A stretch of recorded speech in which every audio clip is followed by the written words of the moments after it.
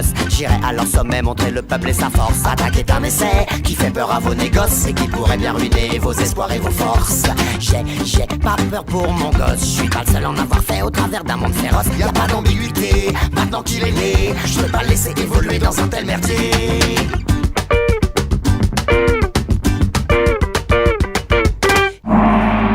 Bonjour à tous, aujourd'hui dans D'autres mondes sont possibles, émission réalisée en partenariat avec Attaque 54, nous vous diffusons l'essentiel de la conférence de Gérard Filoche, enregistrée le 27 mars 2015 à la salle Rograve de Nancy. Spécialiste des questions sociales et du droit du travail, Gérard Filoche est un ancien inspecteur du travail, il est également militant syndicaliste pour la CGT. Dans cette conférence, il prend position contre la loi Macron. D'abord, merci aux militants pour préparer cette réunion, parce que sans les organisations syndicales, nous n'aurions rien, ni code du travail, ni sécurité sociale, ni les 35 heures, ni le SMIC.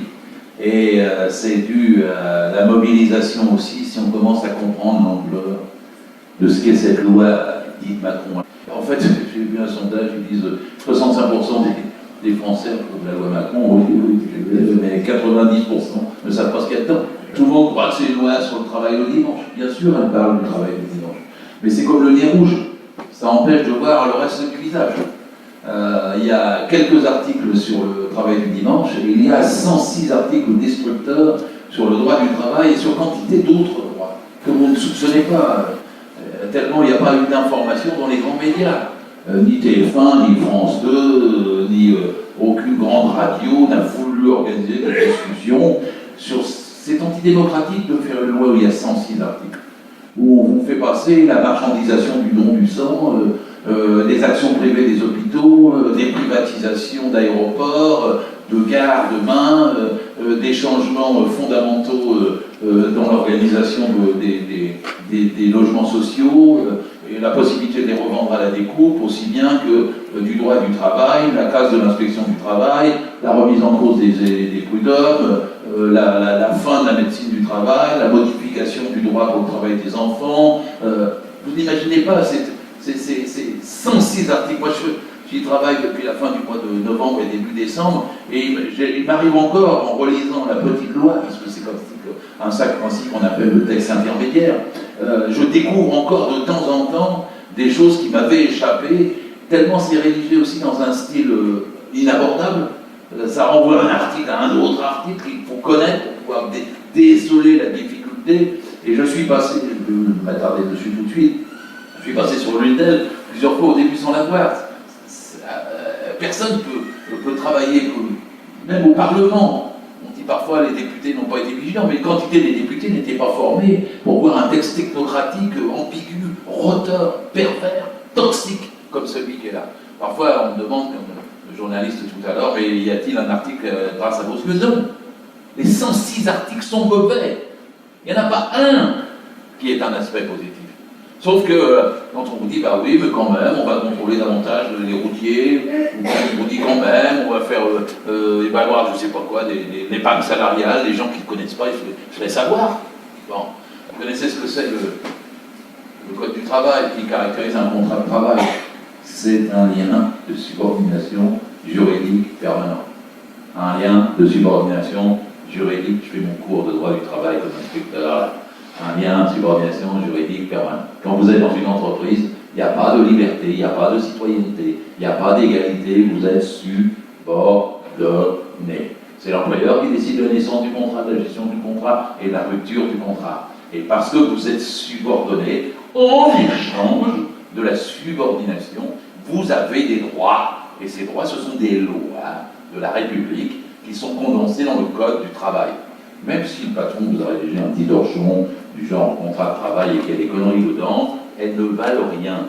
Elles sont réputées ne pas exister parce que ce n'est pas le contrat qui est décisif entre vous et le patron, c'est le fait que dès que vous avez une relation de travail, c'est le Code du travail qui immédiatement intervient et réglemente la relation que vous avez et donc vous protège. Il a fallu 100 ans pour qu'il y ait un tel code. Il est né officiellement en 1910, l'inspection du travail était née en 1892, et il a peu à peu aggloméré des lois pour l'ensemble des métiers, l'ensemble des branches, l'ensemble des salariés, et on est passé de 3 millions de salariés en 1910 à 18 millions aujourd'hui dans le privé, dont la vie intime dépend du Code du travail, même quand ils ne le connaissent pas. C'est un droit qui exprime les rapports de force sociaux. C'est un droit qui a fait l'objet de luttes et de sang, de larmes et de sueur. Chaque alinéa a été négocié, discuté pendant des nuits entières, parfois au Parlement. C'est l'intervention de la République dans l'entreprise.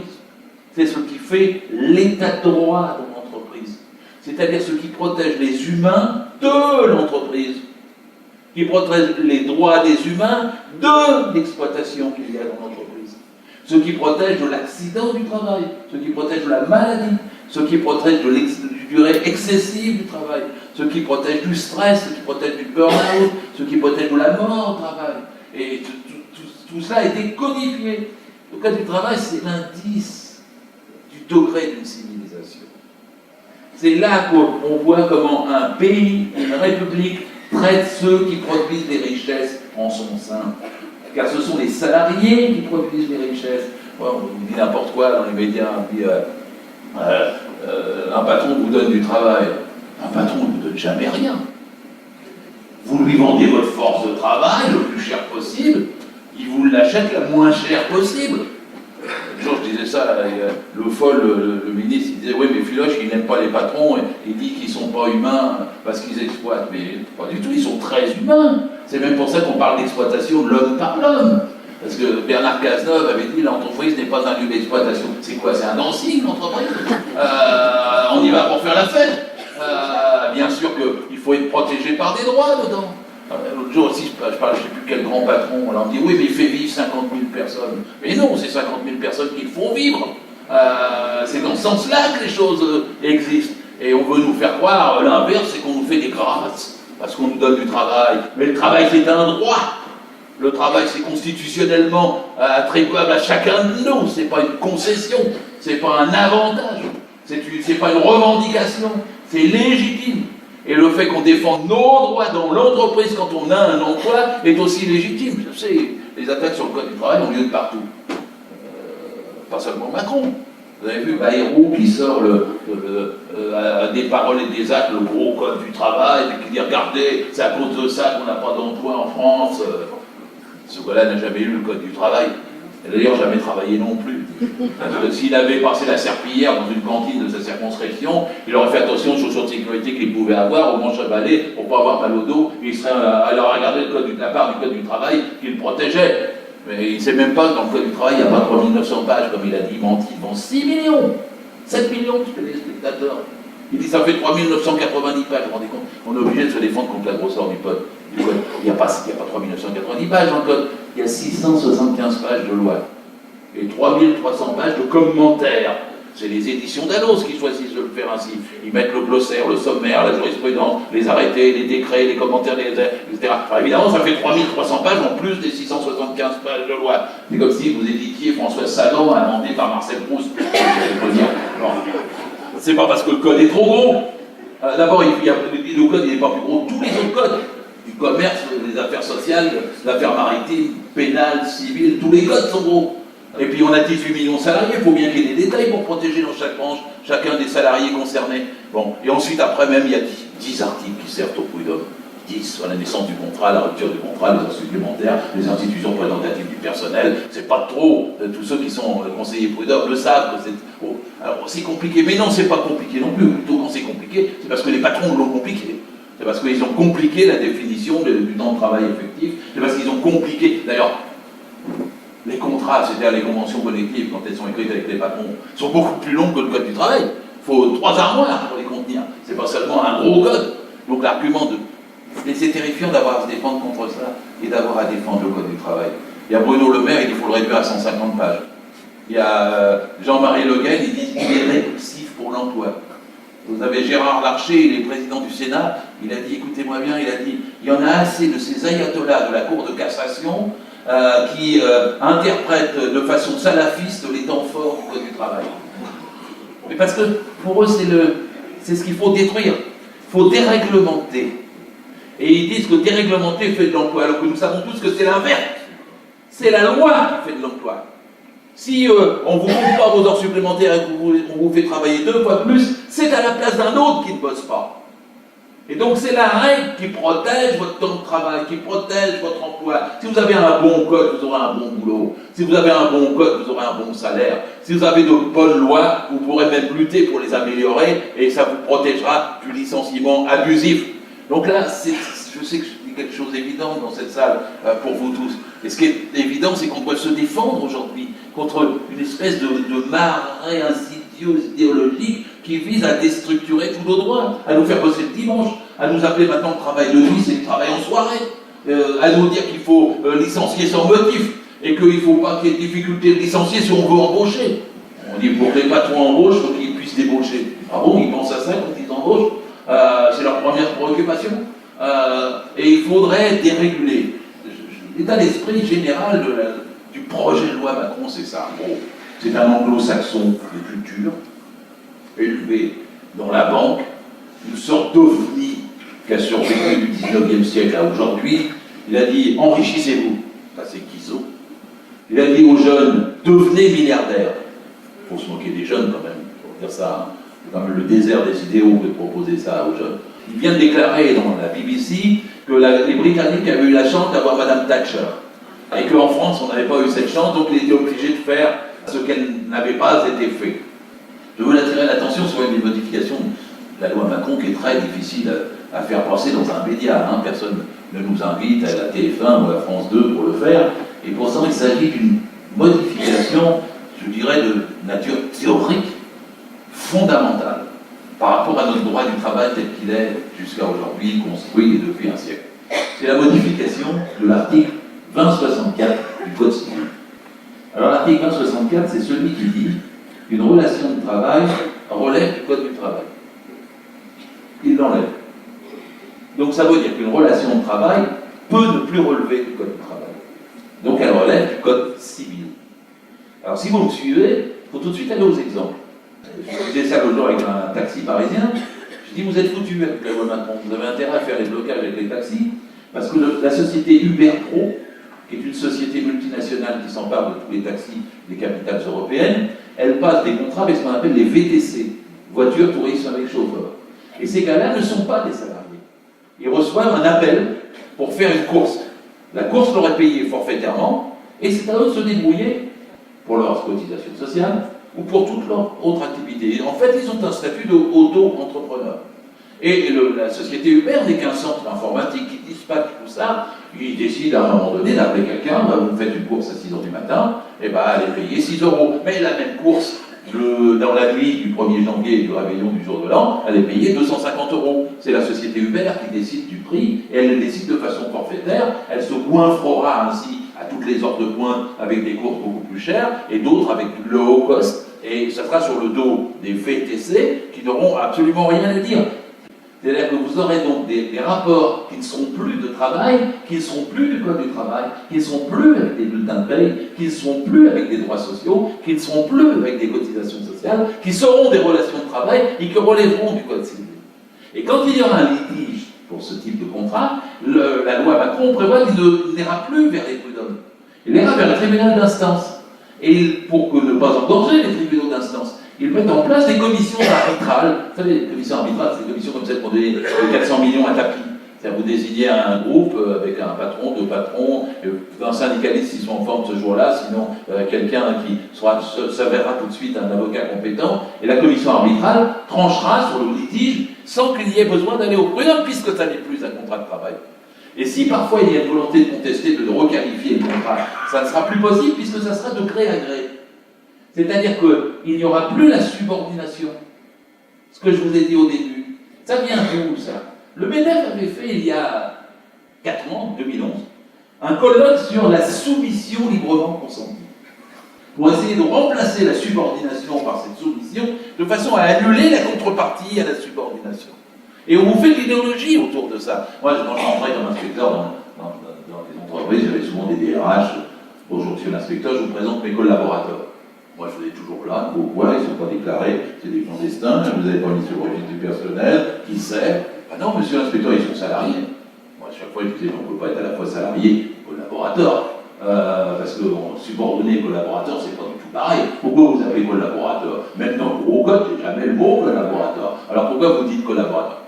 Monsieur l'inspecteur, c'est pour les valoriser. Vous savez, c'est comme dans l'entreprise, on a le même challenge, on a le même défi, on a le même bateau. Enfin, jusqu'à ce que le patron il parte avec le bateau, vous restez amarré sur le quai au fond d'un coin, et vous apercevez que vous n'étiez pas du tout collaborateur, mais bel et bien subordonné. Vaut mieux savoir sa place exacte dans une entreprise si on veut défendre ses droits et pouvoir les obtenir. Mais 1000 fois, je me suis battu contre le mot collaborateur. Ça paraît dérisoire, formel. Alors, il me disait, mais non, c'est vraiment... On dit collaborateur, c'est pour mieux, pour parler aux gens, quoi. Si on avait mis le mot collaborateur dans le code du travail en 1945-46, ça aurait donné quand même. Donc c'est pas vraiment valorisant non plus. Mais c'est parce qu'il faut de l'idéologie pour vous faire accepter le renoncement au droit. Il faut de l'idéologie pour vous faire accepter qu'il n'y ait plus un temps de repos dans la semaine le dimanche. Il faut de l'idéologie pour vous dire qu'il faut travailler de nuit et ça sera joli, ça sera en soirée.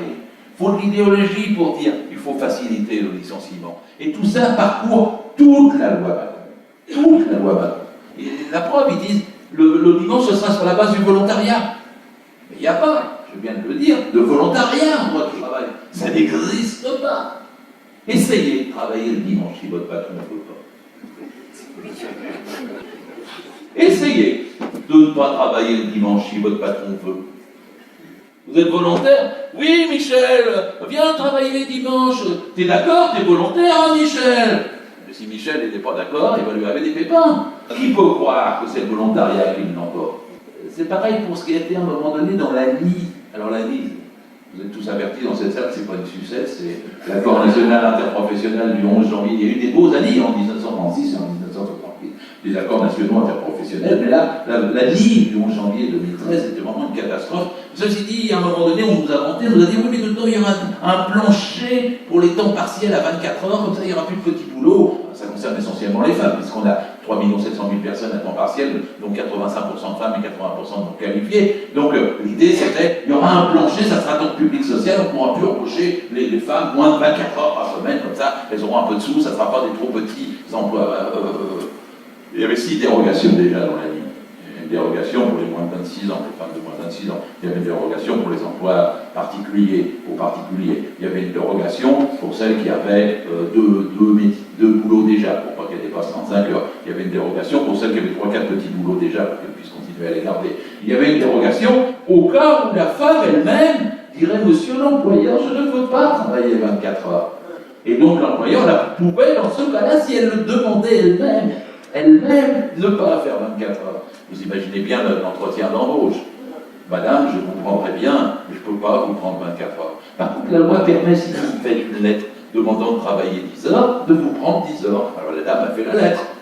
Et ceci dit, c'est très grave, parce que là, vous êtes en plein dans le Macron futur.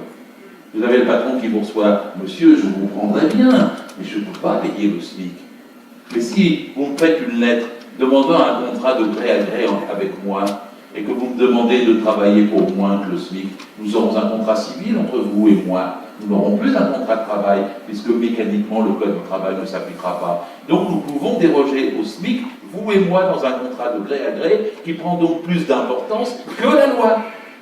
Le contrat individuel, dont je vous ai parlé, va l'emporter sur la loi. Et ça n'est plus la loi, ni la République, ni le code du travail, qui l'emporte sur la relation de travail. Mais vous aurez ça pour les femmes de ménage, vous aurez ça dans le nettoyage, vous aurez ça pour les profs qui viennent répercuter pour des sociétés les cours pour les enfants le soir, vous aurez ça pour les informaticiens, c'est-à-dire que vous ouvrez une société d'auto-entrepreneurs qui auront des relations commerciales qui remplaceront les relations de travail qui existent aujourd'hui dans le droit. Derrière une petite brèche, le changement de l'article 2064, vous avez entendu ce débat-là quelque part? Nulle part. Et je vous dis que c'est un changement quasi-civilisation du travail, si ceci existe et ceci s'étend. Parce que vous le trouverez absolument partout. Les gens me disent c'est la mort. Non, pas tout de suite. Ça s'étendra progressivement par milliers, par par catégorie, et petit à petit, on fera des dérogations, et nous aurons des contrats civils à la place du Code du travail. Alors, ça existe, c'est dans le droit anglo-saxon, parce qu'il n'y a pas de Code du travail spécifique. Et donc, c'est comme ça qu'on peut vous virer sans motif. Il n'y a pas de motif, il n'y a pas de lettre, il n'y a pas d'écrit, il n'y a pas d'entretien autre. Et après, la personne peut aller au tribunal civil pour contester. Mais comme il n'y a pas de motif, comment vous contestez? Eh bien, vous ne pouvez pas contester véritablement. Parce que, imaginez, vous avez dit à votre patron avant-hier, tu vas pas payer mes heures sup. Puis 2 jours après, il dit, je te fous dehors. Pourquoi? C'est parce que j'ai demandé mes heures sup. Je n'ai pas de motif à donner. Quand vous en êtes là, vous avez le pire parce que vous n'avez plus de droit du travail en amont. Vous ne pouvez pas demander des chaussures de sécurité, parce que si le gars il prend mal, il vous vire. C'est parce que j'ai demandé mes chaussures de sécurité, je n'ai pas de motif à te donner. Et quand vous n'avez plus de motif, vous n'avez plus de droit en amont, vous n'avez plus de protection, vous n'avez plus de recours. Alors je vais vous dire tout de suite, Macron, c'est pas encore tout à fait ça. Seul l'UMP a osé à l'Assemblée nationale, dans le cas de la loi Macron, proposer de licencier sans motif. Mais seul, ça a été refusé. Par contre, toute une série d'autres concessions s'approchent de là. Je vais vous dire, avant de rentrer dans le détail de ça, que le droit du licenciement, c'est aussi un droit des humains, un droit de l'homme, comme on dit. C'est la Déclaration universelle des droits de l'homme de 1948. C'est la Charte européenne des droits de l'homme de 1999. C'est la Convention de l'OIT, l'Organisation internationale du travail, numéro 158, qui dit ils disent tous 4 choses. Quand vous êtes licencié, vous devez être informé. Le motif doit être précisé. Vous avez la possibilité de vous défendre et vous avez la possibilité d'avoir un recours. Ça, c'est les droits fondamentaux. Et je vais vous expliquer maintenant ce que Macron fait sur le licenciement. 4 mesures scélérates. La première, elle ne concerne pas la première, c'est le petit licenciement. Vous savez qu'il peut y avoir des paquets de moins de 9, comme on dit. Un patron qui veut contourner un plan social jusqu'à 9, il n'a pas besoin de faire de plan social, il vous vire 9 personnes, il n'y a pas forcément de contrôle. Maintenant, il n'y aura même plus d'informations d'inspection du travail, il n'y aura même plus de contrôle sur ces paquets, parce qu'avant, on cherchait quand même à voir si on n'utilisait pas 3 paquets de 9, 3 fois de suite, et si ce n'était pas un plan social déguisé. Maintenant, ça, c'est rayé, il n'y a même plus cette protection, ce contrôle. La deuxième chose, c'est pour les licenciements individuels. Les licenciements individuels, la LI avait déjà touché à ce qu'on appelle les critères. Alors, on n'est pas là dans un truc un peu glorieux, hein. Il s'agit de trier entre les gens ou licencier 5-6 personnes, qu'est-ce qui reste, qu'est-ce qui reste pas. Alors, il y avait des critères. Le premier, c'était la situation sociale de la personne. Le deuxième, c'était son ancienneté. Le troisième, c'était sa qualification. Et le quatrième, c'était son poste. Historiquement, les juges avaient classé les critères. Et dans le Code du travail, j'ai écrit 1, 2, 3, 4. Et le premier, c'était les questions sociales. Deuxième, ancienneté. Troisième, qualification. Quatrième, poste. La LI a bouleversé l'ordre des critères. Il y a eu toute une question pour savoir si c'était remis en cause, pas remis en cause. Puis finalement, il a été dit que le patron, chaque patron pouvait faire son ordre de critères. Ce qui remettait en cause quelque chose qui existait depuis 1945. Et bien là, Macron va plus loin, il n'y a plus de critères. Alors la troisième chose, c'est que dans la loi Macron, maintenant, c'est plus les groupes. C'est les établissements d'en bas. Vous avez un plan social qui frappe un établissement, et ben on ne peut plus remonter au groupe en disant qu'il faut qu'ils prennent ses responsabilités dans leur placement. Le plan social ne s'apprécie plus au niveau du groupe, mais au niveau de l'établissement qui est concerné par le dit plan social. C'est pas rien comme histoire. Et donc là, 25 ans de recul sur la protection des licenciés. Hein. Et donc c'est le troisième des points qui est prévu dans la loi. Mais le quatrième est encore plus succulent que les 3 que je viens d'énumérer. Pour ça, il faut remonter à la LI. Et vous faire tout de suite un petit point de droit. La LI avait prévu en gros de supprimer le rôle des juges. Parce que le patronat, le MEDEF dans ce pays était exaspéré par le fait que les juges prolongeaient les luttes sociales contre les licenciements. Vous voyez, Fralib, ça dure 8 mois. Au bout de 8 mois, le juge dit votre procédure est mauvaise, recommencez à zéro. Les patrons sont de foudrage. Les Paris à Pilpa, à Goodyear, à PSA, à Vital, il y a eu des bagarres longues, et le patronat dit on en a marre des juges qui interviennent.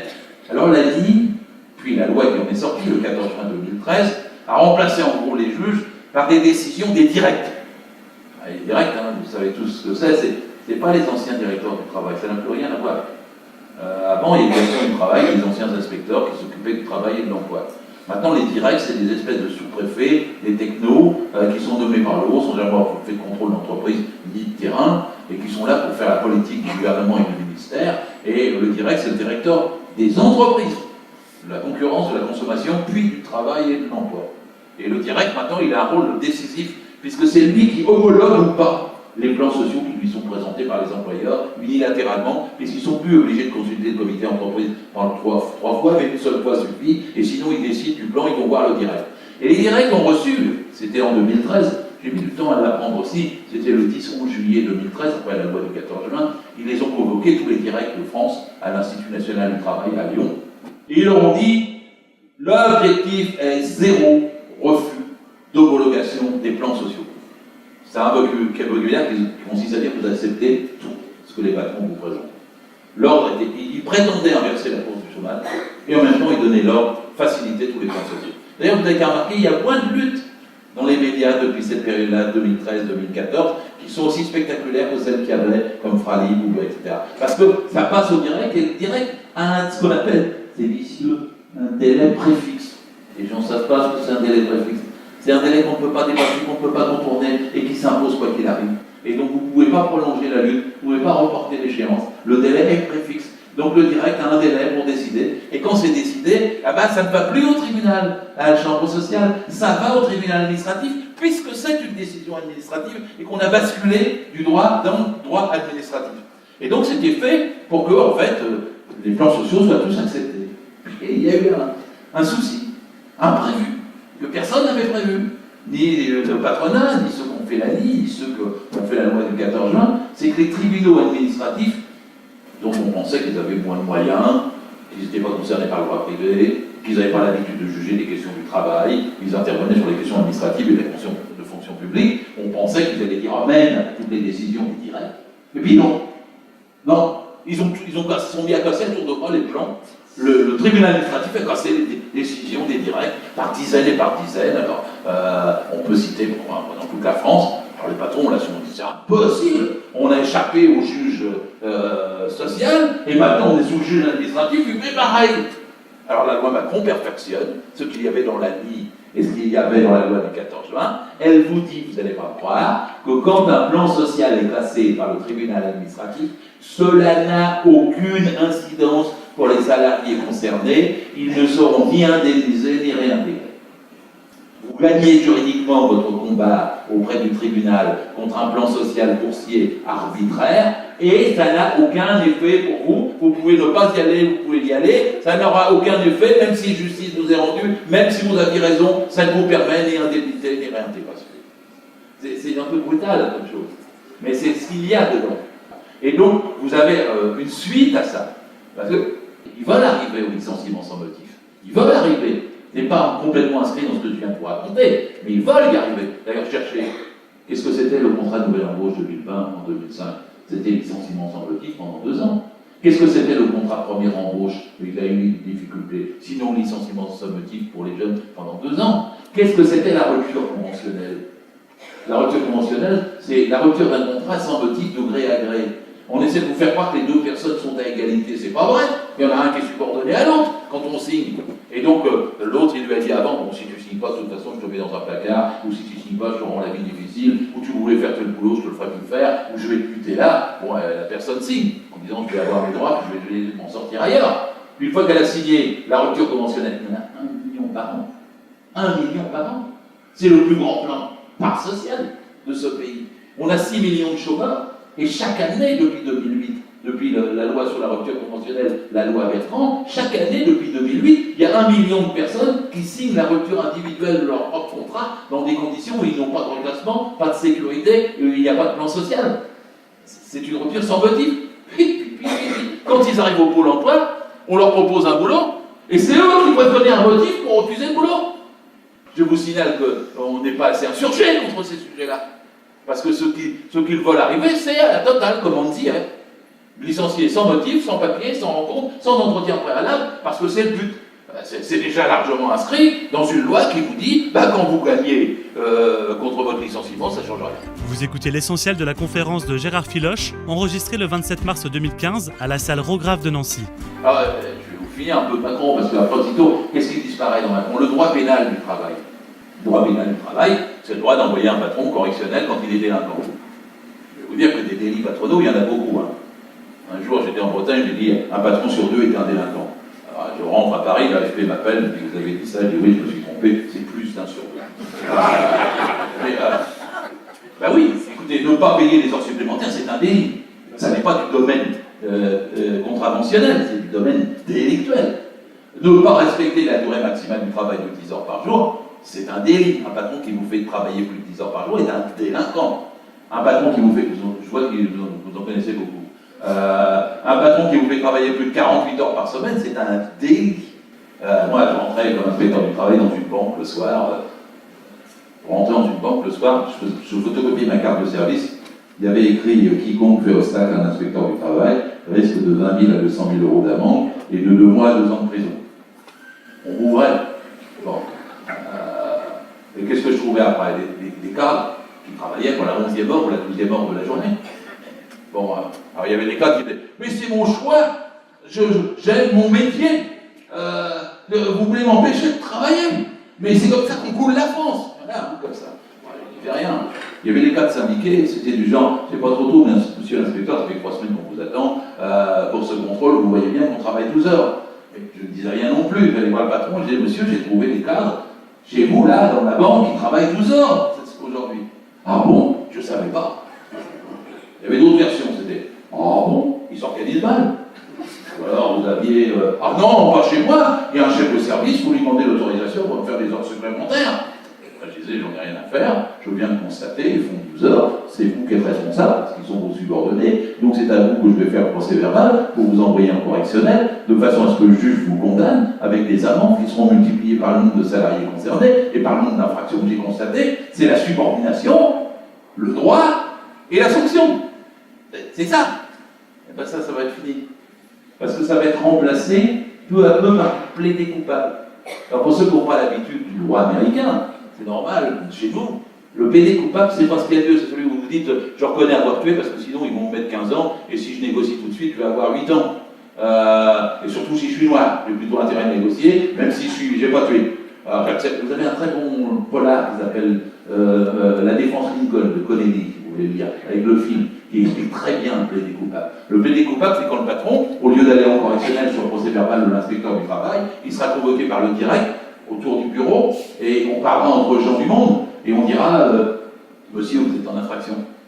Si vous vous mettez en règle, on n'en parle plus. Mais si vous ne mettez pas en règle, je vous mets une amende administrative. Et je vous mets une amende administrative, même je peux, si vous avez des travailleurs clandestins, éventuellement prendre une sanction, vous faire fermer au maximum pendant 1 mois. Et puis on refera un contrôle. Et si on retrouve effectivement une infraction, on vous mettra une amende administrative beaucoup plus forte. Mais vous ne passez plus devant le juge. Vous passez devant un responsable politique qui va décider politiquement du rapport avec l'employeur ou l'entreprise pour savoir s'il y a la sanction, la nature de la sanction, et vous discutez avec lui comment il la répare, comment il la répare pas, et s'il y a ou pas une punition. Et moi je suis pour que les patrons qui font du travail clandestin utilisent des travailleurs détachés de façon honteuse et qui sont comme des négriers, je veux qu'ils aillent en tôle. Je ne veux pas qu'ils se négocient avec le direct. Je veux qu'ils se retrouvent entre 2 gars qui ont les menottes au tribunal, en correctionnel. C'est quand même la moindre des choses. Alors, là, Molex, vous savez, Molex, à Toulouse, il y a eu 2 actionnaires américains. Vous avez vu Cash Investigation, comme à Sanofi. Les gars, ils ont viré 1000 personnes. Ils ont eu droit à 4 millions d'euros de prix. Ils sont repartis aux États-Unis sans avoir informé le comité d'entreprise. Bon. Alors, nos syndicats, la CGT, entre autres, il est allé au tribunal à Toulouse et elle les a fait condamner à 6 mois de prison avec sursis. Bon. Et alors, ça a paru extraordinaire. J'ai vu un patron qui est vraiment allé en prison. Le dernier gars, ça devait être dans la région, c'était le juge de Charette en 1973, pour un patron qui avait fait les accidents mortels. On l'avait sorti avec des menottes, c'est la dernière fois que c'est arrivé devant les télés, puisqu'on n'y a plus, c'est interdit maintenant. Mais c'est la dernière fois que je me souviens de mémoire de sanctions un peu sérieuses. Mais au moins, il y avait la menace de sanctions. Et bien, la menace est retirée par Macron. C'est-à-dire que vous n'avez plus de délit d'entrave contre le comité d'entreprise. Ça n'est plus, plutôt, il y en a un, mais alors, Rebsamen s'est précipité, c'est le ministre du Travail, et il a regardé l'amende. Alors l'amende, c'est 3 750 €. Et donc on va la doubler. Alors c'est doublé dans la loi Macron. Vous imaginez avec 7 000 euros faire peur aux deux actionnaires américains qui viennent de se mettre 4 millions d'euros dans la poche pour avoir licencié 1000 personnes. Ils n'auront pas peur. Ils recommenceront la fois suivante à s'asseoir sur les droits du comité d'entreprise et à pas les informer. Donc si vous enlevez les sanctions, vous enlevez le droit. Si vous enlevez le contrôle, vous affaiblissez le contrôle, vous enlevez le droit.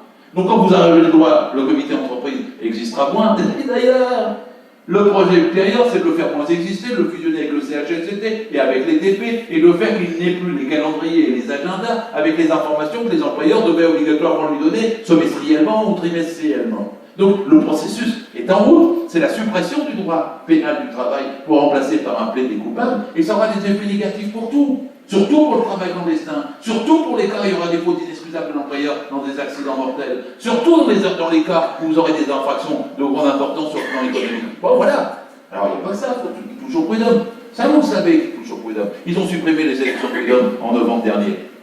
Je suis personnellement irrité par l'idée qu'on ait supprimé ça. Parce que c'était au moins un critère de vote pour les organisations syndicales clair, transparent, en un seul jour qui donnait la représentativité. Et d'ailleurs, les dernières élections en 2009 ont donné une majorité des organisations syndicales qui ne se retrouvent pas dans le nouveau système qui a été mis en place à partir de 2008 et qui est la consultation par les comités d'entreprise et la collation des votes pendant une durée de 4 ans.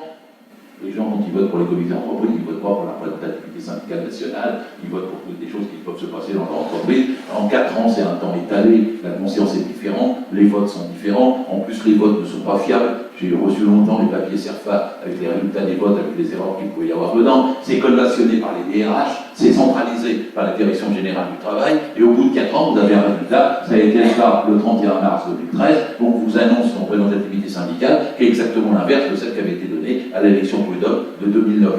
Alors on dit, on supprime l'élection prud'homme de 2009 parce que les salariés votent pas assez.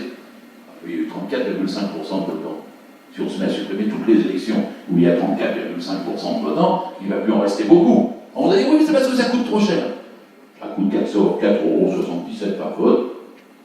C'est pas plus cher que les autres votes. Et ils n'ont pas supprimé les élections aux chambres consulaires, agriculture, la chambre des métiers. Elles existent toujours, elles coûtent plus cher, celles-là. Il n'y a que nos élections, où il y avait la justice du travail qui était en jeu, qu'ils ont supprimé. Et en plus, en les supprimant, ils l'ont supprimé. La seule élection où les immigrés pouvaient voter dans un scrutin national pour désigner les juges de la République. Ils promettent de les faire voter un jour pour les élections locales, mais ils ont supprimé la seule où ils votaient déjà et c'était avec une portée nationale. Donc il ne fallait pas supprimer les élections prud'hommes, mais c'est pour supprimer les prud'hommes. Si vous laissez faire, si vous ne mobilisez pas le 9 avril, ils supprimeront dans la foulée.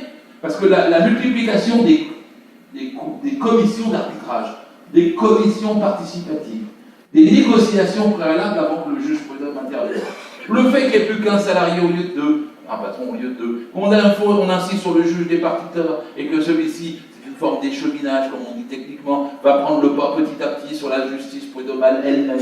Le fait que maintenant il va falloir écrire, ça sera plus seulement oral. Le fait que les juges, il y a une peine sur eux, on va exiger d'eux leur dignité. C'est un terme étrange. Et il y aura une commission de discipline pour les conseillers prud'hommes. Et ils devront argumenter chacune des sommes qu'ils verseront aux salariés. S'ils ont donné 6 mois de salaire pour ça, il faudra qu'ils disent pourquoi ils ont donné 6 mois et pas 5 ou pas 7. Ça sera extrêmement difficile à faire.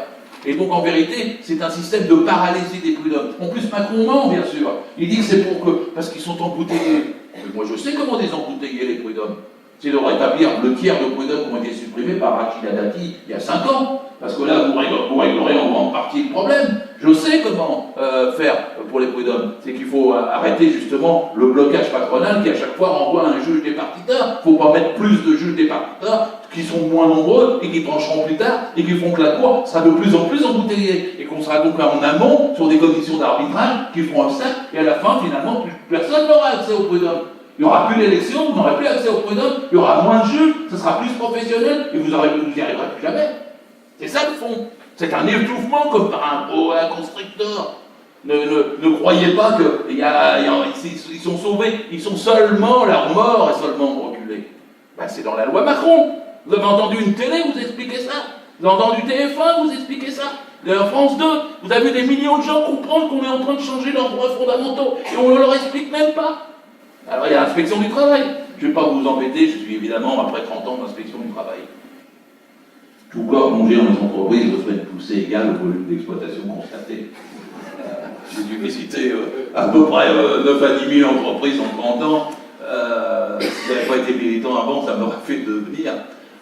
Mais au moins, quand on était dans un exercice, dans mes fonctions, avec tous mes collègues, on était indépendants, notre action avait un caractère généraliste, et nous avions un territoire sur lequel on ne pouvait pas nous pousser. On ne pouvait pas nous empêcher de faire un contrôle là, là ou là. On était compétents géographiquement, mais sur ce territoire, oui, tout ça est remis en cause. Le territoire, puisque maintenant les inspecteurs vont être affectés dans une direction d'unité de contrôle, ils seront 7, 8, 9, on pourra les faire changer un peu. Par exemple, l'inspecteur ne veut absolument pas que le BHV ouvre le soir jusqu'à 21h. Enfin, dans le temps, c'était l'inspecteur qui donnait l'autorisation. Maintenant, c'est l'autorité administrative. Mais même s'il y en a encore un qui résiste, on le mutera pour plus qu'il ait le BHV à l'intérieur même de la zone géographique. Donc, il n'aura plus de stabilité et on pourra peser sur lui. La deuxième chose, c'est que c'est plus lui qui va être jusqu'au bout maître de ses procédures. Puisque c'est, quand il fera un procès verbal, le mécanisme ne sera pas que ça aille vers le juge avec une sanction pénale, mais que ça ira vers son direct, son supérieur hiérarchique, qui négociera le plaidé coupable avec l'employeur et la nature de la sanction, dans quelles conditions elle est réparée, et puis s'il la répare, il n'y aura pas de sanction. Et la troisième chose, c'est que l'indépendance même de l'inspecteur sera mise en cause. Je sais que ça fait parfois, on dit c'est corporatiste, qu'est-ce que c'est que ces inspecteurs qui veulent être indépendants, mais c'est défini par la convention de l'OIT numéro 81. Les inspecteurs, les agents de contrôle, les inspecteurs et contrôleurs du travail ont pour mission d'alerter les gouvernements en place sur le sort qui est fait aux salariés. C'est l'OIT. Vous ne dépendez pas, quand vous êtes inspecteur du travail, vous êtes fonctionnaire, vous ne dépendez pas des gouvernements. Vous ne dépendez pas de la politique en cours. Vous êtes un agent de contrôle, mais vous êtes indépendant. Moi, quand j'étais arrivé dans mon secteur, il y a 35 ans, on n'en parle plus, mais j'avais affaire à une directrice de travail, démocrate chrétienne, qui m'avait reçu, comme a recevé tous les jeunes inspecteurs, m'a dit, Monsieur Filoche, vous êtes indépendant, vous contrôlez, je ne veux plus entendre parler de vous. Je ne veux pas que le patron m'appelle après un de vos contrôles. Vous assumez vos mises en demeure et vos procès-verbaux. C'est vous. Et il faut que le patron le sache. Parce que s'il ne le sait pas, vous n'avez aucun pouvoir en face de lui. S'il croit qu'en m'appelant après votre visite, il peut corriger la décision que vous avez prise, vous ne valez plus rien. Vous êtes indépendant, assumé. Et j'ai compris que quand on était ensuite face à un patron, on avait intérêt à être dans cette situation parce que sinon, évidemment, nos contrôles valaient 0 plus 0, la tête à Toto. Et bien maintenant, c'est fini. Parce que le patron, il pourra appeler le direct, parce que la suite des procédures ne sera plus directement versée au parquet pour la correctionnelle, elle ira négocier avec la hiérarchie en fonction de critères politiques. Monsieur le patron, on a besoin de vous dans tel secteur et on va négocier avec vous pour telle ou telle situation future. Et puis de toute façon, je vous donne une crédit d'impôt compétitivité en plus. Et puis en plus, je vous permets de ne pas aller au tribunal. Et en plus, je vous permets de licencier plus facilement. Ça, c'est la loi Macron. L'inspection du travail est touchée, la prud'homme est touchée, vous ne savez peut-être pas, mais la médecine du travail va l'être. Parce que la loi Macron, c'est 106 articles, 200 chapitres, et derrière 19 ordonnances, qui ne vont pas repasser par le Parlement, seulement pour ratification à la fin du processus. Et dans les 19 ordonnances, et dans les lois, il y en a une qui touche déjà la médecine du travail. Alors je sais, parfois, les corps populaires, la médecine du travail, les gens disent, bon, ça sert à quoi, mais si. La médecine du travail, c'était une belle médecine de prévention.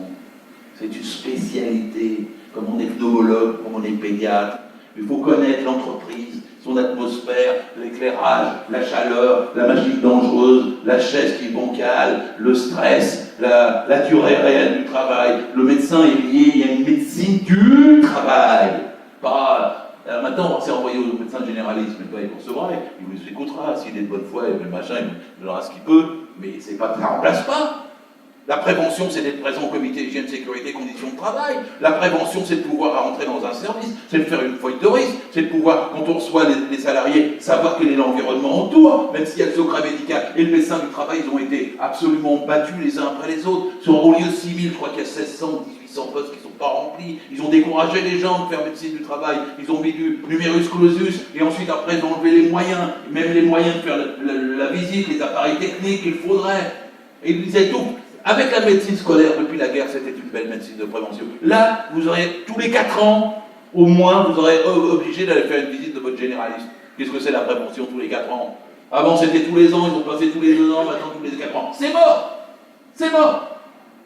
Les généralistes, plus de spécialités, tous les 4 ans. Fini la médecine de prévention. Vous allez me dire, mais ça va loin ce que tu es en train de nous décrire, parce que les prud'hommes, inspection, je vais vous faire pire. Il y a un décret sur le travail des enfants. D'accord? Alors, le travail des enfants, pour moi, c'est 14 ans, 18 ans. Hein. Alors, 14 ans, Villepin a permis l'apprentissage de 14 ans. Et ensuite, ils ont permis que les 15 ans, ils travaillent le dimanche et le nuit. Et bien maintenant, il y avait des interdictions, des autorisations préalables, et il y avait des contrôles a priori. Et bien depuis le décret qui va se retrouver dans je ne sais quelle ordonnance, parce qu'il faut modifier le code pour aller jusqu'au bout, du 2 février dernier, qui est à ce moment devant le comité d'orientation des conditions de travail, il n'y aura plus les contrôles a priori, il n'y aura plus les interdictions, et il y aura des dérogations de facto pour faire toute une série de tâches. Alors vous avez déjà entendu parler de ce débat sur les enfants sur les échelles, parce que c'est un escabeau, c'est un échelle, c'est un marchepied, et comme le mot il est interdit par le code de monter sur une échelle, qui par ailleurs n'est pas une plateforme de travail, c'est ceux qui sont dans le bâtiment le savent très bien, et bien comme il est interdit pour un mot, et ben il paraît que les patrons ne les prenaient pas à cause de ça. Et pour faciliter, c'est comme pour la débauche dont je parlais tout à l'heure, pour faciliter que les patrons prennent, eh bien, il faut pouvoir monter sur une échelle temporairement en étant averti précédemment du risque qu'ils encourent. Vous imaginez l'inspecteur qui arrive, il voit le monde sur l'échelle, ah mais monsieur l'inspecteur, c'est temporaire. Et puis on l'a averti qu'il peut tomber. Moi je suis contre qu'un mot monte sur une échelle. Je suis pour les protéger contre eux-mêmes. Parce que ça c'était un progrès du droit sur 2 siècles. Contre le travail des enfants. Je suis contre qu'on affaiblisse la protection. Le 15 novembre 2010, c'est à Mulhouse. Il y a un môme, ils l'ont mis dans un pétrin pour nettoyer dans une boulangerie industrielle. Il a été broyé par le pétrin qui s'est remis en route. Là, le 15 mars, c'est-à-dire il y a à peine 10 jours, vous avez un môme à côté de Rennes qui s'est cassé la figure sur une échelle et qui s'est tué. Je suis contre qu'on fasse des dérogations pour le travail des enfants et qu'on assouplisse le droit pour que tes employeurs les prennent. Je suis pour forcer les employeurs à respecter la protection des enfants et à faire qu'il y ait des interdictions, des autorisations préalables et que ça soit contrôlé de façon plus générale contre le travail des enfants. Je veux que l'apprentissage soit plus tard et quand on les met dans les entreprises, il faut que ce soit sous la direction des maîtres de formation, des écoles professionnelles et non pas sous l'autorité des employeurs. Bon, on va dans tout le sens mauvais. Mais est-ce que je dois vous raconter la suite? Ah oui, je vais vous la raconter. Parce que une fois que vous n'avez plus de droit pénal du travail, de médecine, de prud'homme, d'inspection du travail, que des droits, des contrats privés peuvent se mettre en place, qu'on a facilité les licenciements, le dimanche et tout ça, vous allez en reparler. Travail de nuit. En soirée. Vous savez, le travail de nuit a été autorisé pour les femmes en 1992 en France. C'était interdit avant, depuis un siècle. Et alors, c'est la Cour de justice européenne qui a dit il faut que les femmes puissent travailler comme les hommes au nom de l'égalité professionnelle. Je n'avais pas vu les choses comme ça. Je croyais qu'on allait faire travailler les hommes de moins en moins et seulement quand c'était strictement nécessaire. Mais là, c'était pour que les femmes puissent travailler comme les hommes. Ça, on nous a dit c'est pour faire de l'emploi. Et oui, c'est toujours pour faire de l'emploi. Mais qu'est-ce qui s'est produit? La preuve du pudding, c'est quand on le demande. C'est que depuis 1992, il y a 1 million de personnes qui travaillent de plus. De nuit, on est 3 700 000 maintenant à travailler de nuit. Et ce sont des femmes. Et ça fait quelque chose pour l'emploi? Bien sûr que non, on a 2 millions de chômeurs de plus. On a dérégulé et on a 2 millions de chômeurs de plus. Ne les croyez jamais. Quand il vous aura la flexibilité, c'est mieux, la compétitivité, c'est mieux. Les gens qui travaillent bien, c'est les gens bien formés, bien payés, bien traités. C'est comme tous leurs autres raisonnements. Vous baissez le coût du travail. Le coût du travail est plus bas en Espagne, il y a plus de chômage. Le coût du travail est plus élevé en Scandinavie, il y a moins de chômage. Quelle est la durée du travail la plus longue en Europe? C'est la Grèce. Et nous, on paraît qu'on fait 35 heures, mais la vérité c'est qu'on fait 41 heures réelles. Et en même temps, on a le taux de productivité horaire le plus élevé du monde. Qu'est-ce qu'il nous donne comme leçon sur la circonstance? Qu'il faut flexible. Je l'ai dit tout à l'heure. En gros, d'être flexible, travailler 2 fois plus, à la place de quelqu'un qui n'a plus de boulot. C'est pour être compétitif, mais les patrons ne veulent pas. Oui, ne veulent pas être compétitifs. Ne les croyez pas une seule seconde. Si vous voulez être compétitif, je vous dis comment du jour au lendemain, ils vendent des produits moins chers. Ils baissent leurs dividendes. Les dividendes sont dans le prix des produits. Les dividendes augmentent tout le temps, vous baissez les dividendes, vous revendrez moins cher. Et il est clair que c'est pas en baissant le coût du travail, il est déjà si bas. 50% des salaires sont en dessous de 1 645 €. Le salaire médian a baissé dans la dernière année. Ils n'oublient jamais le salaire médian, c'est le plus important des chiffres, parce que 50% des gens qui travaillent gagnent moins de 1 645 €. J'ai presque tout fait ce qui est le gros du droit du travail. Mais maintenant, je vais essayer de vous distraire, si c'est possible, avec quelques autres articles. La marchandisation du don du sang. Qu'est-ce que ça vient faire dans cette loi? On a une agence pour le sang. Il paraît que les gens ne donnent pas assez leur sang. Mais ça c'est une question d'information, de campagne, de motivation, c'est pas un problème. Non, maintenant, on va vous donner de l'argent quand vous donnerez votre sang, et puis il y aura des officines privées qui revendront le sang. Je suis contre cela. Je suis contre ça. Moralement, éthiquement, politiquement, humainement, je suis contre. L'autre jour, je regardais une émission sur France 3 où les agences de sang pendant la Seconde Guerre mondiale dans l'armée américaine étaient différentes pour les Noirs et pour les Blancs. Et les Blancs ne voulaient pas une goutte de sang noir dans leur sang, sur les terrains de guerre. On dirait que ça n'a plus rien à voir. Comment ça n'a plus rien à voir? Mais qu'est-ce qui peut nous arriver s'il y a une privatisation du sang en France, en des climats qu'on ne contrôle pas? Je suis contre qu'on privatise le don du sang et qu'on en fasse une marchandise. Vous savez que dans la loi Macron, vous aurez moins de droits pour les handicapés. Vous savez qu'ils pourront être auto-entrepreneurs et que ça suffira de dédouaner l'employeur pour ne plus les avoir à payer la taxe qu'il est obligé de payer jusqu'à présent quand il ne prend pas de handicapés. On va passer par des entreprises d'insertion. Ça allègera la petite taxe. L'entrepreneur aura moins à payer. Vous me direz, mais qu'est-ce que ça vient faire là-dedans? Ça vient faire avec quelque chose. C'est que les cotisations sociales, les employeurs veulent s'en débarrasser en tout domaine. Ils ont déjà enlevé les cotisations sociales pour les allocations familiales. Maintenant, c'est pour les handicapés. Les taxes pour les handicapés. C'est-à-dire l'idée, c'est que l'entreprise, elle ne doit plus payer que l'acte productif, pour en fait que la marge soit plus importante. Et pour que la marge soit plus importante, il faut baisser tout le reste, votre retraite, votre maladie, votre sécu, tout ça, etc. Et donc c'est sur les cotisations sociales que ça prend. Quand vous aurez fini de m'entendre, il y en a qui diront, mais c'est pour toi l'esclavage. Non. L'esclavage, les maîtres étaient obligés, plus ou moins, de faire attention à leurs esclaves, leurs enfants, leurs conjoints, le toit, les vieux. C'est-à-dire qu'il y avait une prise en charge de l'esclave forcément dans tous les domaines, dans la maison du maître. Regardez un film qui s'appelle Quemada, si vous le trouvez, de Gilles Ponto-Corvo, qui est un grand cinéaste, insuffisamment connu, qui a fait sur la bataille d'Alger, un grand bonhomme. Il a fait un film, c'était la révolte de Noirs dans une île, c'est supposé être Haïti, et les esclaves se soulèvent. Et Marlon Brando, qui est l'acteur principal, explique aux propriétaires terriens, il leur dit, mais libérez-les! Qu'est-ce que vous vous emmerdez avec des esclaves? Vous êtes obligés de les assumer tout le temps. Faites-en des salariés. Vous ne les paierez que pour le travail qu'ils font. Le reste, vous en occuperez plus. Réfléchissez bien. Salariés, c'est mieux pour vous qu'esclaves. Et donc c'est vrai que le début du salariat était pire quelque part que l'esclavage. Il y avait juste le paiement de l'acte productif. Il a fallu un siècle et demi pour arriver à rajouter sur notre feuille de paye l'allocation familiale, l'allocation maladie, chômage, accident du travail, retraite, tout ce qu'on voit sur les petites lignes qu'il y a là. Mais c'est ce que les patrons ont l'ambition de faire sauter. Et Macron va nous aider là-dessus. Parce que c'est pas lui, je sais pas, ou la loi Mandon dite de simplification du droit du travail, mais vos feuilles de paye vont changer. Les petites lignes n'y figureront plus. Il paraît que c'est trop compliqué pour vous pour les lire, et trop compliqué pour les employeurs pour les écrire. Donc pour que ce soit plus simple la feuille de paye, vous n'aurez plus que le haut, le bas et des éléments qui ne vous éclaireront plus sur où vont chacune de vos cotisations. On me dirait, mais tu t'exagères, il y a encore d'autres choses. Oui. Savez-vous qu'il prévoit dans la loi Macron qu'un employeur, un patron, qui déposera faillite, verra sa résidence principale protégée? Réfléchissez bien.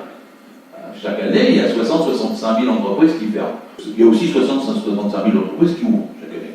Moi qui étais dans le sentier pendant des années, j'ai vu les mêmes ouvrir, fermer. Bon. Quand ils fermeront, leur résidence... Je ne sais même pas si je suis pour ou je suis contre, je suis plutôt pour. Mais pourquoi c'est la résidence principale du patron qui est protégée quand il dépose le bilan, et celle du salarié alors? Il est licencié, il est foutu dehors, qu'est-ce qu'il en fait de sa résidence principale? Je ne sais même pas si un conseil constitutionnel peut laisser passer ça, tellement c'est discriminatoire. Il n'y a pas de raison. Bon alors, après vous avez les retraites. Mais les retraites chapeau, vous savez, celles des grands patrons qui se font 300 SMIC et puis 300 millions avant de partir. Ça reste en débat depuis des années. Alors, Macron fait une loi. Mais elle correspond à ce que vous voulez le MEDEF. Il paraît qu'il ne faut pas trancher. Alors la loi dit, les retraites doivent être proportionnelles aux performances de l'employeur qui part. J'ai mieux vous dire qu'ils vont faire des performances à la veille de partir. Et qu'ils n'auront pas 300 SMIC, mais ils en auront 400, c'est sûr. Alors c'est comme quand ils disent des milliardaires. C'est ça qu'il faut proposer aux jeunes. On ne peut pas être milliardaire et honnête. C'est impossible. Le travail, ça n'enrichit personne. Ce qui enrichit, c'est l'exploitation du travail des autres. Les milliardaires, il faut qu'ils aient exploité pendant des générations pour être milliardaires. Ça peut pas. Il y a 2 milliardaires en France, Arnaud et Bettencourt, ils possèdent plus que 20 millions de Français. Pourquoi on parle de crise ici? Moi, je récupère l'argent, plutôt que de le prendre sur la sécurité sociale. La fraude fiscale à mon ville, 80 milliards. Il reste en dessous maintenant. Parce que c'était le chiffre qu'on avait avant. Et maintenant, on a LuxLeaks. C'est-à-dire, on sait qu'au Luxembourg, pendant 30 ans, 340 entreprises ont blanchi 2400 milliards d'euros. 2400 milliards, le budget français est 300 milliards. Pendant 30 ans, ces 340 entreprises, il y en avait 58 françaises. Et elles ont blanchi l'équivalent, c'est pas moi qui le dis, c'est Yann Gallu, il y a le député en charge de la fraude fiscale actuellement à l'Assemblée nationale et qui a accès aux chiffres, il dit c'est 100 milliards par an qui nous ont pris. Sortez la prise de votre tête, il n'y en a pas. Pourquoi on prend 9 milliards à la Sécu? Pourquoi 11 milliards aux collectivités territoriales? Pourquoi on bloque le SMIC? Pourquoi cet abruti faut-il déréguler le code du travail, soi-disant pour qu'il y ait plus qu'ils fassent donc des efforts pour aller chercher l'argent des voleurs, qu'ils l'ont planqué au Luxembourg, ou en Suisse, ou dans les îles Caïmans. Parce que là sont nos sous. Ah ouais, mais attends, si on taxe les riches, ils vont s'en aller. Ils sont déjà partis. Ah oui, mais s'ils sont partis, on ne peut pas aller les chercher. Mais bien sûr que si, maintenant, on peut aller les chercher. Tout est connu. L'endroit où est chaque centime. Les journalistes d'Oxford-Leaks, moi j'aime bien les hackers. C'est qui mettaient au budget à la place de Macron. J'embauche 2000 inspecteurs d'impôts spécialisés, j'embauche 100 hackers à prix d'or, j'embauche la moitié des journalistes qui ont fait les enquêtes, et on commence à les fouiller, je vous fais rentrer les 80 milliards, ou les 100 milliards, ou les 120 milliards, et je vous jure de plus jamais toucher à la sécurité sociale. Il faut en mettre 10 en prison, les autres viendront payer. Même sur la liste de Works, il a rédigé 3000 noms. Il paraît qu'il y en a 4728 qui se sont présentés pour régulariser. Et que sur les 4728, il n'y en avait que 40 qui étaient sur la liste. Ils avaient seulement le port. Vous voyez qu'on peut faire rentrer l'argent. Moi, je sais comment faire rentrer l'argent, pas Macron, parce que c'est ses potes. Alors il dit, oui, on va faire dans les entreprises de l'épargne salariale. L'épargne salariale, pour moi, c'est le patron, il vous paye avec un élastique. Tiens, pouf, ça revient dans sa poche. Mais rassure-toi, j'épargne pour toi. N'aie pas peur, c'est ton argent, il est dans ma poche. Mais j'épargne pour toi, c'est de l'épargne salariale. Comme ça, il n'y a pas de cotisation sociale à payer. C'est comme l'intéressement à la participation. Et d'autre part, s'il fait faillite, sa résidence principale, de toute façon, est protégée. Et vous aurez des actions gratuites maintenant. Ah, c'est nouveau dans les entreprises. Je démarre, je ne te paie plus. Je te donne des actions gratuites, peut-être que plus tard, elles auront de la valeur. On a de la chance d'avoir des actions gratuites. C'est des stock options généralisées. Et dans un contrat de gré à gré, je ne te fais plus que des actions gratuites. Et on est à égalité tous les deux, même si c'est moi qui les détiens. Vous avez, qu'est-ce que vous avez encore en dessous? Elle va très loin, cette loi. Expliquez tous les articles de loi qu'il y a derrière. Pas seulement le dimanche, pas seulement le travail de nuit, et parler du travail des enfants. Après, vous direz, oui, mais quand même, c'est Laurent Fabius qui lui dit ça. Il y a des Chinois embusqués sur les Champs-Élysées à Paris qui veulent absolument acheter du parfum le soir à 10h du soir, chez Marionneau, chez Sephora. Et ils veulent absolument une femme pauvre de perfumier qui vienne leur vendre le parfum. Sinon, ils menacent Laurent Fabius d'aller l'acheter à Londres. Vous comprenez? Alors, il faut ouvrir les boîtes le soir pour que les gens aient du parfum. Ah bon, les Chinois, ils sont comme tout le monde, ils ont des jours opérateurs qui prévoient que si le musée est fermé le mardi matin, c'est là qu'ils vont dans les magasins. magasins, et il ne faut pas quand les magasins ne sont pas ouverts. Quoi. Bon. De toute façon, si les Chinois veulent acheter du parfum, ils peuvent l'acheter en duty free à l'aéroport, et à l'aéroport de Blagnac, puisque par ailleurs Macron l'a vendu à des fonds de pension chinois. Il y a quand même, on nous prend pour des gogos, mais ils vont aussi à l'aéroport de Nice, ils vont aussi à l'aéroport de Lyon. Là, dans les privatisations, vous avez une partie d'industrie d'armement qui va être privatisée. C'est-à-dire que vous avez un lot de privatisation supplémentaire qui va aller de 3, 4, 5 milliards. Pour l'instant, Blagnac, c'est 300 millions. Ils le vendent 300 millions. Ils rapportent 150 millions par an. Ils ont fait une belle affaire, fonds de pension. En 2 ans, ils ont récupéré leur mise. Et après, ils la doublent en 2 ans, 2 ans, 2 ans. C'est un truc record. Et les 300 millions, qu'est-ce qu'on fait, Macron? Il les donne au crédit impôt, investissement, CICE, à Carrefour. En une seule année, ces 300 millions qui sont donnés à Carrefour. Vous les donnez pour rien, Carrefour, il va faire de l'emploi, pas du tout. Il est en train de calculer comment il supprime les caissières. Et donc, c'est pas pour utiliser les 300 millions dans le bon sens. Ils vont repeindre les murs et augmenter les marges des actionnaires. Bon, alors, je suis presque au bout. Bon, allez, les gares. Alors, les gares, moi, tout est ouvert. Mais 52 dimanches. Pas 12. 52 dimanches, j'ai bien noté ça. Pas les guichets, les gars. Ceux qui vendront dans les gadgets, les fringues, les cravates, tout ce que vous voulez, ça deviendra un véritable centre commercial. Et pourquoi ils font ça? Pour les privatiser aussi. Vous avez EFIA qui est là, à l'affût, et vous avez le député Hervé Mariton de l'UMP qui fait campagne pour la privatisation des gares depuis des années. C'est évidemment ce qui va suivre. Le CHSCT. Le CHSCT, c'était ce qu'il y avait de plus beau pour la santé des travailleurs. Il n'en existait que 22 000 sur 1 200 000 entreprises. C'est sûrement pas ça qui allait gêner l'embauche, puisqu'il s'agit de dire « Ah, les institutions représentatives du personnel, ça gêne les patrons. » Écoutez, les délégués du personnel en France, c'est à partir de 11. Il y a 80% des entreprises qui devraient en avoir qui n'en ont pas. Ils ne se sont pas gênés pour fouler au pied le droit républicain. En Allemagne, les délégués du personnel, c'est à partir de 5, pas à partir de 11. On cite l'Allemagne comme exemple tout le temps, mais là non. Et maintenant on dit il y a trop de réunions, donc on va mettre le CHSCT dans le CE. Ça sera un conseil d'entreprise. Vous savez quelle est l'origine des CHSCT, juste? C'était Pétain.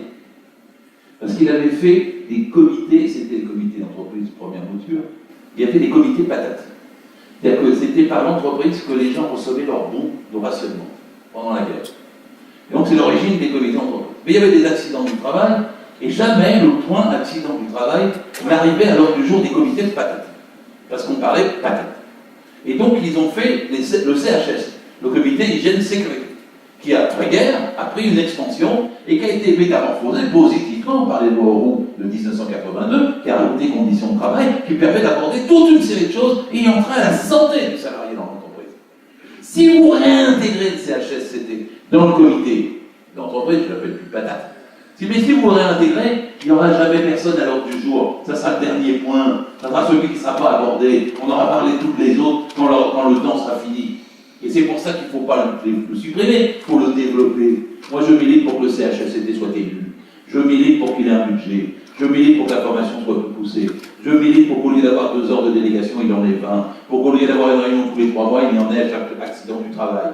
Je milite pour qu'il y ait une obligation de faire. Parce que c'est par là qu'on protégera. S'il y avait eu un bon comité CHSCT à AZF, peut-être qu'on n'aurait pas eu l'accident. Parce que ce sont les salariés qui sont dans l'entreprise qui savent le mieux comment défendre leur peau, comment défendre leur santé. Et c'est pas seulement l'expert, ni même l'inspecteur du travail venu de dehors qui peut le faire à leur place. Et là, ils veulent supprimer ça. Pourquoi? Pour l'emploi?